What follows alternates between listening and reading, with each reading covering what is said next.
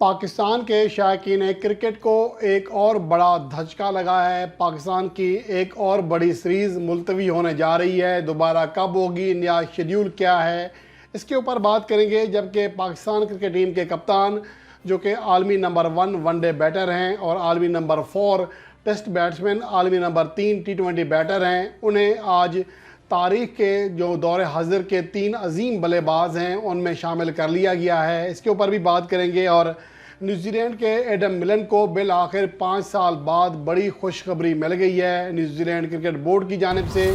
ये तमाम चीज़ें डिस्कस करेंगे इस रिपोर्ट में। और सबसे पहले बात करते हैं पाकिस्तान की आने वाली सीरीज़ के शेड्यूल के हवाले से, जिसे मुलतवी करने का इम्कान ज़ाहिर किया जा रहा है और वो सीरीज़ वेस्ट इंडीज़ के ख़िलाफ़ है। इसकी वजह यह है कि पाकिस्तान टीम नए साल के आगाज़ पर ऑस्ट्रेलिया के टूर पर होगी और नए साल के आगाज़ में पहला टेस्ट मैच 3 से 7 जनवरी 2024 तक ऑस्ट्रेलिया के खिलाफ खेलेगी, जिसके फौरी बाद पाकिस्तान टीम ने न्यूजीलैंड जाने की हामी भरी है, जहां पर 5 टी20 और 3 वनडे मैचेस की सीरीज़ खेली जाएगी। और ये सीरीज़ लगभग 20 से 25 जनवरी तक ख़त्म होगी। अभी इसका हतमी शेड्यूल नहीं जारी हुआ, जिसके ऊपर बात की जा रही है। और उसके बाद पाकिस्तान के कई प्लेयर्स ने यूएई में होने वाली टी20 जो इंटरनेशनल टी20 लीग है उसमें हिस्सा लेना है। इस बार पाकिस्तान क्रिकेट बोर्ड ने भी जहन बनाया हुआ है कि अपने प्लेयर्स को एनओसी देगा कि वो दुबई में होने वाली जो यूएई हुकाम के अंडर लीग है उसमें हिस्सा लें। और उसके बाद जो पाकिस्तान की सीरीज़ है जो शेड्यूल हो चुकी है, जिसे मुलतवी भी किया जा चुका था, ये आईसीसी फ्यूचर टूर प्रोग्राम के तहत है।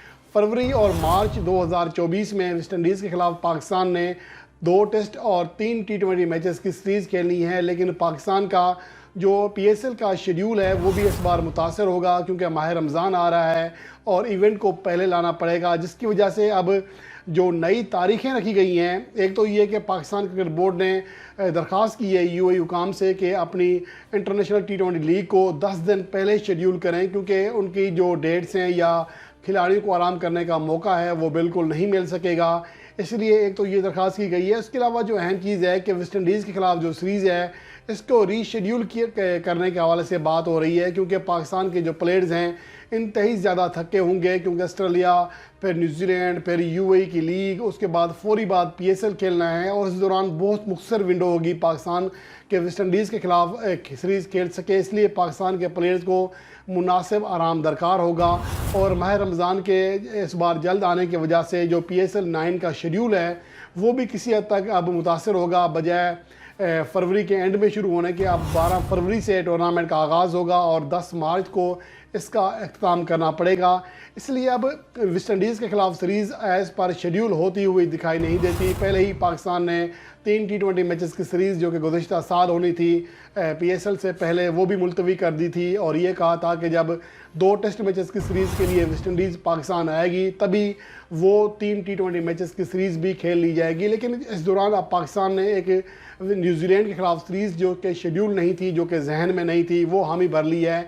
यहाँ सवाल ये पैदा होता है कि ठीक है, न्यूजीलैंड के साथ आप अपने मामलात बेहतर करने के लिए उनकी कई जो बातें हैं या कोई ऐसी चीज़ें होती हैं मानना पड़ती हैं, लेकिन इस हवाले से पाकिस्तान क्रिकेट बोर्ड 2 काम कर सकता था। एक तो न्यूजीलैंड को राज़ी रखने के लिए वहाँ पर 3 टी20 मैचेस की सीरीज़ खेल लेता, ये कम से कम 5 चलें खेल लेता, लेकिन वनडे सीरीज़ को मुलतवी कर देता, क्योंकि वनडे सीरीज़ ये वो सीरीज़ होती जो कि शेड्यूल ही नहीं थी और पाकिस्तान वेस्ट इंडीज़ के ख़िलाफ़ सीरीज़ को मुतासर नहीं करता, क्योंकि दूसरी बार हो रहा है कि वेस्ट इंडीज़ के ख़िलाफ़ सीरीज़ को मुलतवी किया जा रहा है। इससे यकीनन जो वहाँ के खिलाड़ी हैं या वहाँ का क्रिकेट बोर्ड है वो भी समझेगा कि पाकिस्तान क्रिकेट बोर्ड हमें ज़्यादा लिफ्ट नहीं करा रहा, हमारे सीरीज़ को, हमारे वहाँ जाने को अहमियत ही नहीं दे रहा, हालांकि ये series ICC future tour programme का हिस्सा है।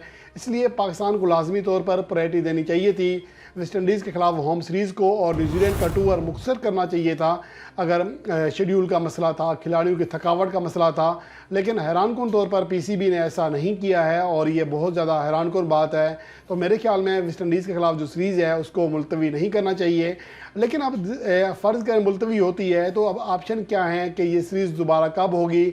इसके लिए 2 ऑप्शंस हैं। एक तो अप्रैल में इस सीरीज़ के शुरू होने का इम्कान ज़ाहिर किया जा रहा है, जिसके ऊपर बात हो रही है। लेकिन अहम चीज़ ये है कि इस दौरान आईपीएल का भी आगाज़ हो चुका होगा और चूँकि वेस्ट इंडीज़ के कई टॉप प्लेयर्स आईपीएल भी खेलते हैं, इसलिए बहुत ज़्यादा मुश्किलात खड़ी हो सकती हैं और टॉप प्लेयर्स के बगैर वेस्ट इंडीज़ भी शायद आने से इनकार करे या मना करे, क्योंकि उनके लिए मुश्किलात होती हैं। और दूसरी अहम बात यह है कि पाकिस्तान के शायकीन क्रिकेट को भी मज़ा नहीं आना जब वेस्ट इंडीज़ अपनी सेकेंड टीम यहाँ भेजेगा, और जो ब्रॉडकास्टर्स हैं वो भी इस हवाले से एतराज़ कर सकते हैं या बड़ी बोली नहीं लग सकती। तो ये चीज़ें जो हैं ये डिस्टर्ब तो कर रही हैं, लेकिन इसके अलावा अब दूसरा जो ऑप्शन है वो ये है कि आईपीएल के पीएसएल के ख़त्म हो जाने के फ़ौरी बाद वेस्ट इंडीज़ की मेज़बानी की जाए, लेकिन वो मैचेस फिर माह रमज़ान की वजह से रात में कराए जा सकते हैं अगर आईपीएल के साथ तसादुम से बचना है, क्योंकि गुज़श्ता जो सीरीज़ खेली गई थी पाकिस्तान की न्यूजीलैंड के खिलाफ T20 सीरीज़, वो भी रात में उनके मैचेस खेले गए थे। रात 9 बजे वो उन मैचेस का आगाज़ हो रहा था।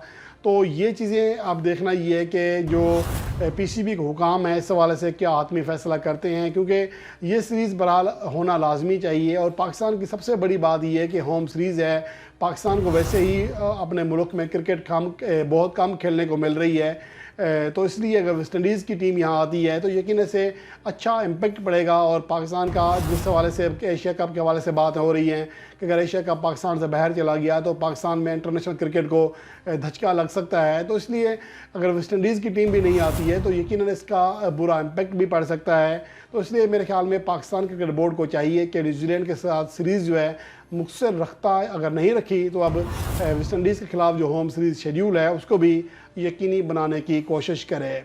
और उसके अलावा बाबर आजम जो कि पाकिस्तान के वनडे कप्तान हैं, उन्हें दौर हाजिर के 3 बेहतरीन बल्लेबाजों में शुमार किया है। मैथ्यू हेडन ने जो कि आईसीसी टेस्ट चैम्पियनशिप के फ़ाइनल मैच में तबसरा करते हुए दिखाई देते हैं।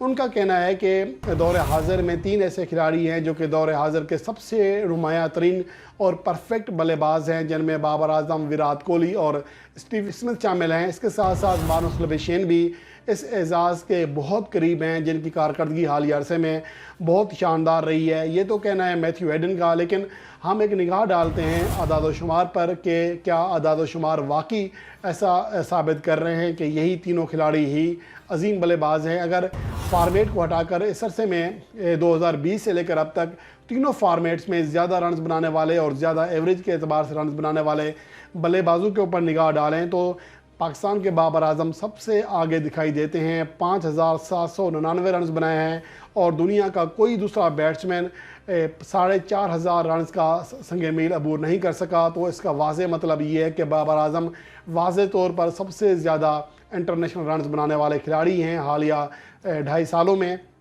3.5 सालों में। और इसके अलावा जो इस अरसे में 15 सेंचुरियाँ बनाई हैं बाबर आजम ने तीनों फार्मेट्स में, जो कि किसी भी बल्लेबाज की इस अरसे में बनाई जाने वाली सबसे ज़्यादा सेंचुरियाँ हैं। इसके अलावा 42 फिफ्टियाँ बनाई, लगभग 50 की एवरेज है, 49.99, 81.94 यानी कि 81.5 का स्ट्राइक रेट रहा। टेस्ट फार्मेट की वजह से स्ट्राइक रेट नीचे है। इसके मुकाबले में अगर विराट कोहली को देखें, उनकी एवरेज 40 से नीचे है, स्ट्राइक रेट जो है 76 से नीचे है। 5 सेंचुरियाँ बनाई हैं जो कि बाबर आजम के मुकाबले में 10 कम सेंचुरियाँ हैं, एवरेज भी खासी कम है। इसके अलावा स्टीव स्मिथ की बात करें जो कि ज़्यादातर वनडे और टेस्ट फार्मेट खेलते हैं, उनकी एवरेज 40 की है, स्ट्राइक रेट 62 का है। तो और लेकिन इसके बावजूद वो 8 सेंचुरियाँ बनाने में कामयाब रहे हैं। तो ये अदाद शुमार हैं। तो इससे वाज़े होता है कि बाबर आजम की जो क्लास है कारकर्दगी के अतबार से वो स्टीव स्मिथ से भी और विराट कोहली से भी खासी आगे है और इसे सराहना चाहिए। और उसके अलावा न्यूजीलैंड के फास्ट बॉलर एडम मिलन जो कि पाकिस्तान के गुज़श्ता टूर में शानदार कारकर्दगी दिखाने में कामयाब रहे थे, उन्हें बिल आखिर 5 साल बाद न्यूजीलैंड की जानिब से सेंट्रल कॉन्ट्रैक्ट दे दिया गया है और 20 वो उन प्लेयर्स में शामिल हैं जिन्हें शार्टलिस्ट किया गया है न्यूजीलैंड क्रिकेट बोर्ड की जानिब से। इससे पहले 1 साल के तवील इंतज़ार के बाद उनकी गुज़श्ता साल अक्टूबर में वापसी हुई थी इंटरनेशनल क्रिकेट में। T20 वर्ल्ड कप 2021 के अलावा 2022 के स्क्वाड में शामिल थे और उनका 5 साल बाद गुज़श्ता नवंबर में वो पहला वनडे मैच खेले। अब उनकी मुकम्मल तौर पर वापसी हो चुकी है और इससे पहले वो आखिरी बार ICC चैम्पियन ट्रॉफी 2017 में न्यूजीलैंड के लिए वनडे फॉर्मेट का मैच खेले थे।